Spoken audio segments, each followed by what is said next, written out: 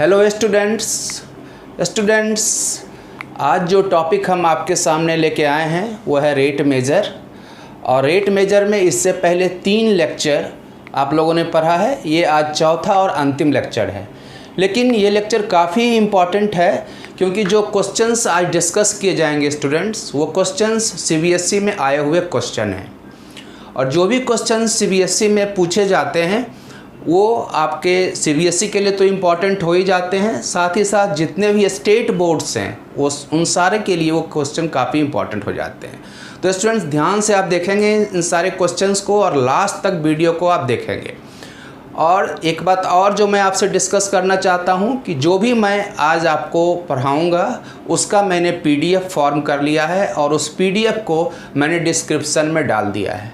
अगर आप उसको रिटन फॉर्म में देखना चाहते हैं, उसको नोट्स के रूप में देखना चाहते हैं, तो आप इसी वीडियो के डिस्क्रिप्शन में जाके आप क्लिक करके आप देख सकते हैं, उसे आप पढ़ सकते हैं, उसे नोट्स के रूप में यूज़ कर सकते हैं।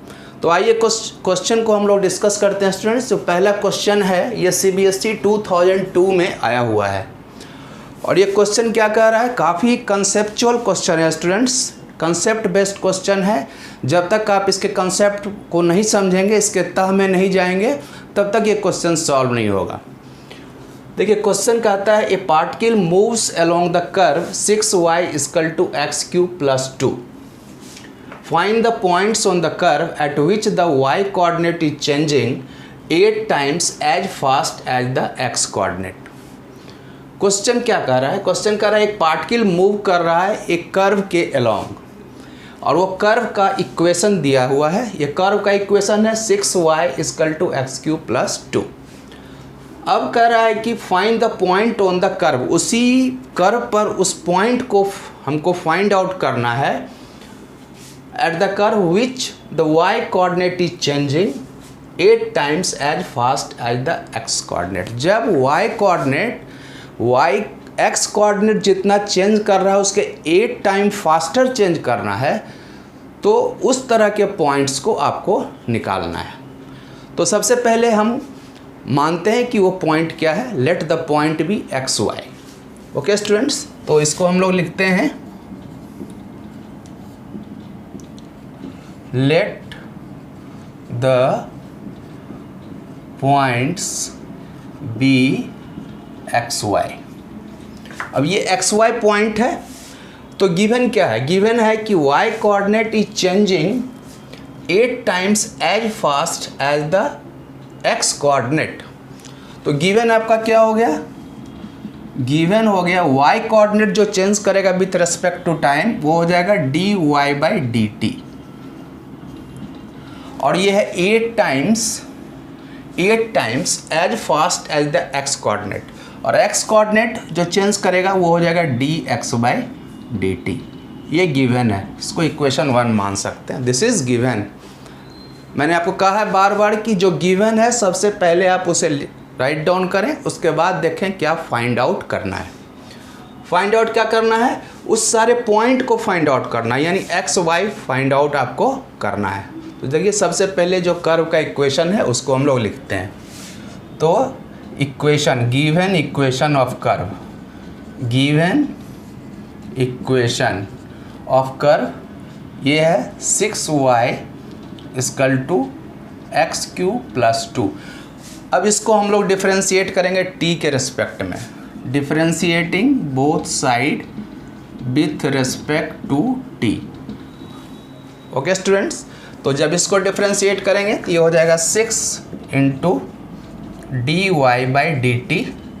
इसको डिफरेंशिएट करेंगे तो ये हो जाएगा 3x² dx/dt। 2 कांस्टेंट है, इसका डिफरेंशिएशन 0 होता है अगर अकेले रहेगा तो।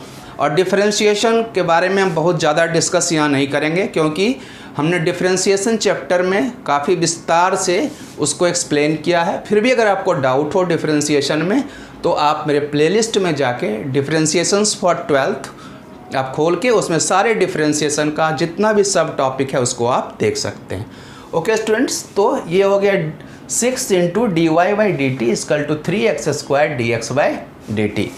अब देखिए इक्वेशन 1 में गिवन है dy/dt का वैल्यू x × dx/dt। तो यहाँ पर हम वैल्यू पुट कर देंगे dy/dt का।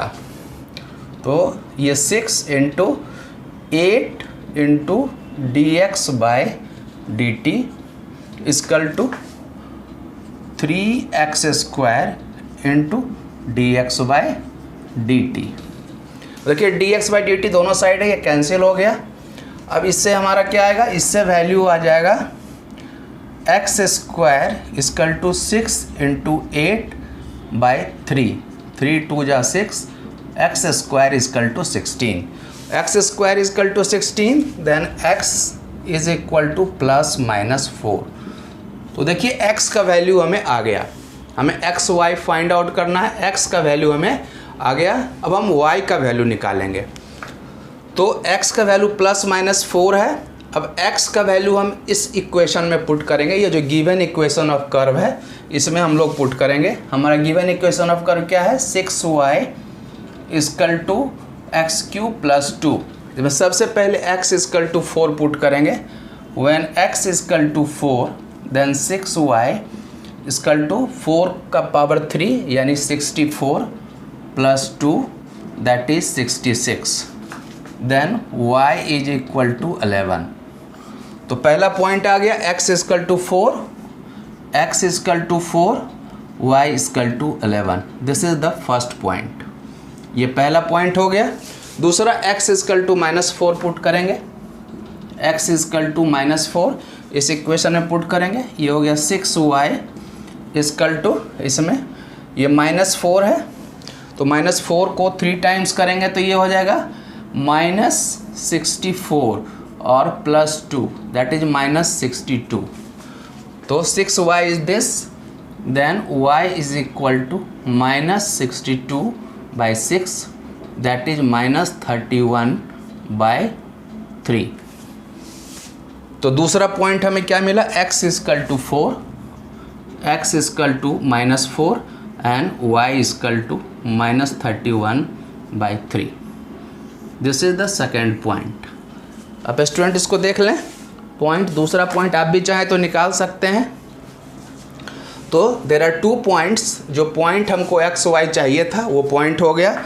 तो हमारा आंसर क्या हो जाएगा, आंसर जो हमारा होगा, एक पॉइंट होगा 4 11 और दूसरा पॉइंट होगा -4 -31/3। This is the required answer students. तो इसे आप नोट कर लें, पॉज करके नोट कर लें इसे, और फिर हम चलते हैं क्वेश्चन नंबर 2 की तरफ।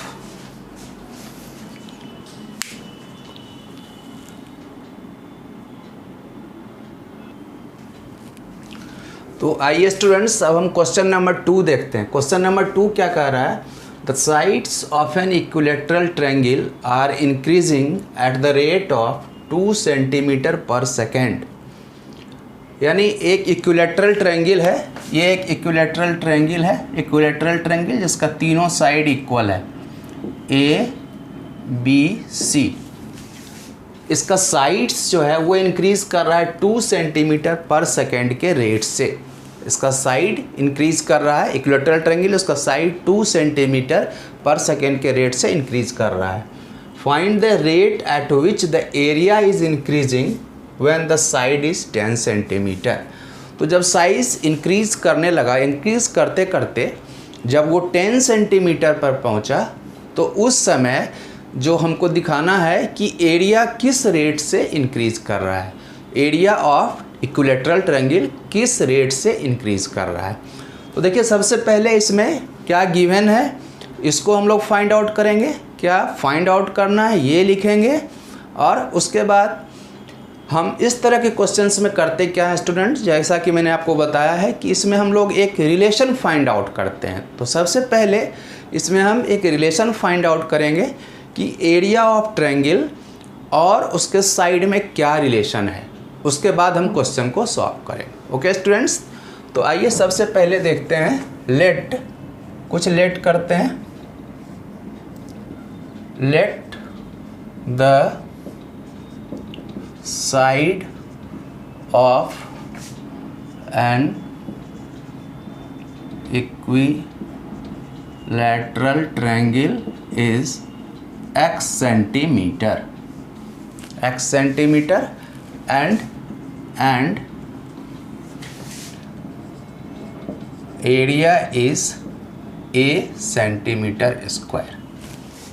Then we know that area क्या होता है, एरिया ऑफ इक्विलेटरल ट्रायंगल आप लोगों ने 10th में पढ़ा होगा, √3/4 ए स्क्वायर, ए यानी साइड का स्क्वायर, साइड यहाँ x है, x स्क्वायर, ये हो गया एरिया √3/4 साइड स्क्वायर।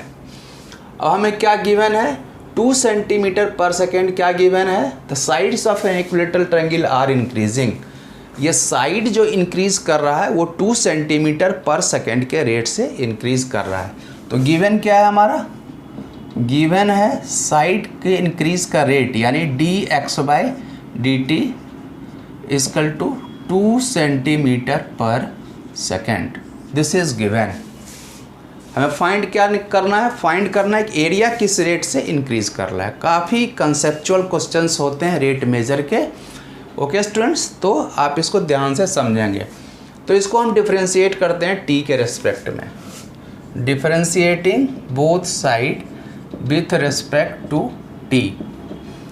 जब इसको डिफरेंशिएट करेंगे तो ये हो जाएगा dA/dt, rate of change of area, और यही फाइंड आउट करना है। इक्वल टू कांस्टेंट है तो √3/4 और ये हो जाएगा 2x इंटू dx/dt। डिफरेंशिएशन मैं यहाँ आपको डिस्कस नहीं करने वाला हूँ। आपको अगर जानना है डिफरेंशिएशन के बारे में डिटेल्स में तो आप डिफरेंशिएशन चैप्टर को जाके देख सकते हैं। तो ये हो गया। अब देखिए dx/dt is given 2 centimetre per second, तो हमारा ये क्या हो जाएगा, dA/dt equal to √3/4 2x into dx/dt equal to 2। अब कब निकालना है rate of change of area, when the side is 10 centimetre, यानी we have to find dA/dt at x equal to 10 centimetre. तो x का वैल्यू इसमें 10 पुट कर देंगे, ये हो जाएगा √3/4 इंटू 2 इंटू 10 इंटू 2। तो 2 जब 4 से ये कैंसिल हो गया, ये हो गया 10√3। 10√3 क्या हो गया, एरिया है और पर यूनिट टाइम है। एरिया का centimetre per square per second. This is the required answer. तो required area, required answer is 10√3 centimetre per second. Okay students, तो इसे आप पॉज करके नोट कर लें। तो इस तरह से ये 2 क्वेश्चंस थे स्टूडेंट्स, ये दोनों क्वेश्चन काफ़ी इंपॉर्टेंट थे, दोनों CBSE में पूछे गए थे, और उम्मीद करते हैं कि आप लोगों को अच्छी तरह से समझ में आ गया होगा स्टूडेंट्स। अगर आपके मन में कोई भी संशय रहे, कोई भी दुविधा रहे, कोई भी डाउट रहे तो आप कमेंट बॉक्स में ज़रूर लिखें। और अगर मेरा वीडियो आपको अच्छा लगता है तो आप लाइक करें, सब्सक्राइब करें और शेयर करें। तो स्टूडेंट्स, आज के क्लास में बस इतना ही, फिर हम अगले लेक्चर में मिलेंगे नए टॉपिक के साथ। तब तक के लिए goodbye and good luck.